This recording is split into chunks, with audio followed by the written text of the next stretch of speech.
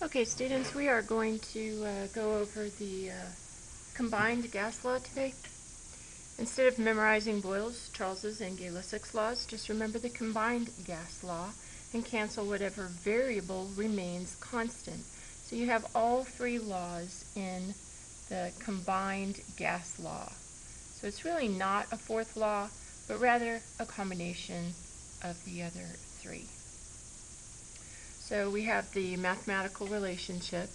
P1 times V1 divided by T1 is equal to P2 times V2 divided by T2. And this is the combined gas law. So let's work a problem with the combined gas law. This is where all of the variables will be changing. We don't have any that are held constant when we have to use the combined gas law. So the volume of a gas-filled balloon is 30 liters at 40 degrees C and 153 kilopascals of pressure. So we have our V1, we have our T1, and we have our P1. What volume, V2, will the balloon have at standard temperature and pressure? And remember that standard temperature and pressure, standard temperature is 0 degrees C, and standard pressure is 101.3 kilopascals, or 1 atmosphere, or 760 millimeters of mercury, or 760 torr. All of these are the standard pressure in different units of pressure. All right, so let's look at how we solve this problem. We've got our second temperature, T2, and our second pressure, P2, right here.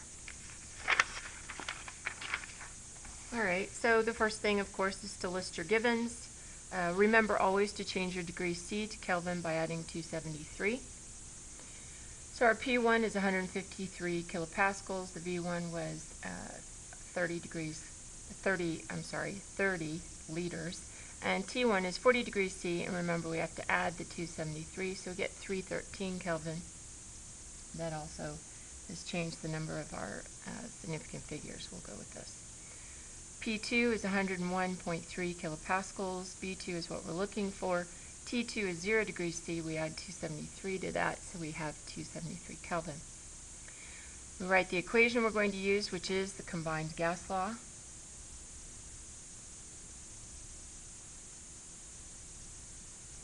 P1 times V1 divided by T1 is equal to P2 times V2 divided by T2. We're going to rearrange to solve for V2. We'll walk you through that real quickly here. P1 times V1 over T1 is equal to P2 times V2 over T2. We're going to hold V2 where it is. We're going to move P2 to the other side. Remember, if it's up, it moves down to the other side. And if it's down, it moves up. So T2 will go up to the other side. So we have V2 is equal to P1 times V1 times T2 divided by T1 times P2. Remember, it doesn't matter the order that we have the multiplication in. We then plug in our givens. V2 is equal to 153 kilopascals. There's our P1. There's our V1, 30 liters. Our T2, 273 Kelvin. Our T1 is 313 Kelvin. And our P2, 101.3 kilopascals. All right, so remember that we're going to multiply anything that's on the top and divide by anything on the bottom. 153 times 30 times 273 divided by 113, divided again, not multiplied, divided by 101.3. And we get, we've got three significant figures in our problem. Each one of these has 3. That one has 4. We go with the least, which is 3. And so we have 39.5 kilopascals. No, we have liters, sorry. Kilopascals cancel, Kelvin cancel, and liters are left, which would make sense for a volume. All right, so let's try practice problem 411. A gas at 155 kilopascals and 25 degrees C, so we have our P1 and we have our T1, occupies a container with an initial volume of, I'm going to just bring over the L, 1 liter. So there's our V1. By changing the volume, the pressure of the gas increases to 605 kilopascals. There's our P2. As the temperature is raised to 125 degrees C. So there's our T2. What is the new volume? So we're looking for V2 again. List our givens, and of course remember to change your degrees C to Kelvin. So P1, 155 kilopascals. V1 is 1 liter. T1 is 25 degrees C plus 273. Just immediately add it so you don't forget. Gives us 293 Kelvin. 293? No, 298. Sorry, can't add. P2, 605 kilopascals. V2 is what we're looking for. T2 is 125 degrees C. Immediately add 273. So we've got 125 plus 273, 398 Kelvin. Write the equation that you're going to use, which is going to be, since everything is changing, it's going to have to be the combined gas law. P1 times V1 divided by T1 is equal to P2 times V2 divided by T2. Remember, that is the combined gas law. We're going to rearrange again, looking for V2. Remember, we'll hold V2 where it is. P2 comes down, T2 goes up. So we have V2 is equal to P1 times V1 over T1. Remember, P2 comes down, T2 goes up. And then we plug in our givens. P1, 155 kilopascals, because it is a pressure.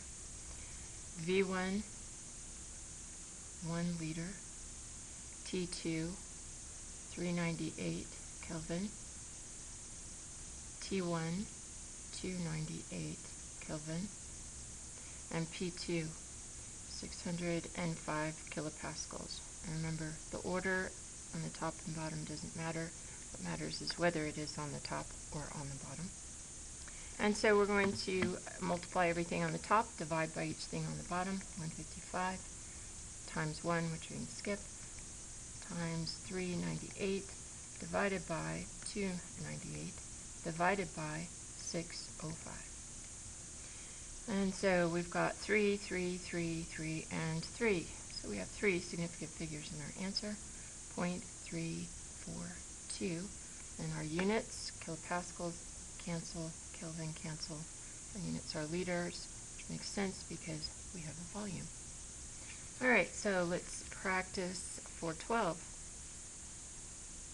We have 5-liter air, a 5-liter air sample of at a temperature of negative 50 degrees C.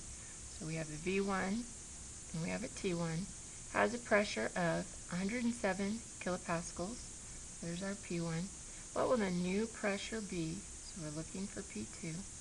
If the temperature is raised, there's our T2, raised to 102 degrees C, and the volume expands, there's our V2, to 7 liters. So our P1, V1, T1, our P1, 107 kilopascals, our V1, 5 liters, our T1, negative 50 degrees C plus 273. Remember that's a negative. Be sure that you put that in, negative 50 plus 273. So you get 223 Kelvin.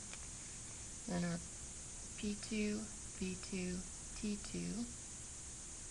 P2 is what we're looking for. V2 is 7 liters.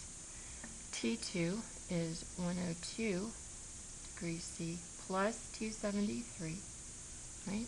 102 plus 273, 375 Kelvin. Write the equation you're going to use. Everything is changing, so we're going to have to use the combined gas law. P1 times V1 divided by T1 is equal to P2 times V2 divided by T2. And we are going to be rearranging this equation to solve for P2. So let's rearrange that.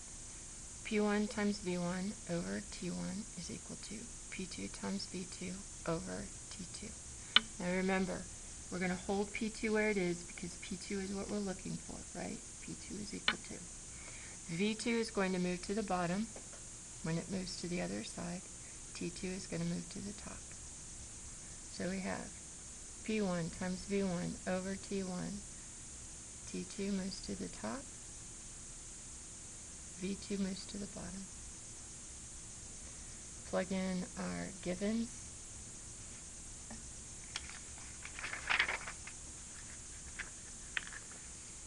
So our P1 is 107 kilopascals.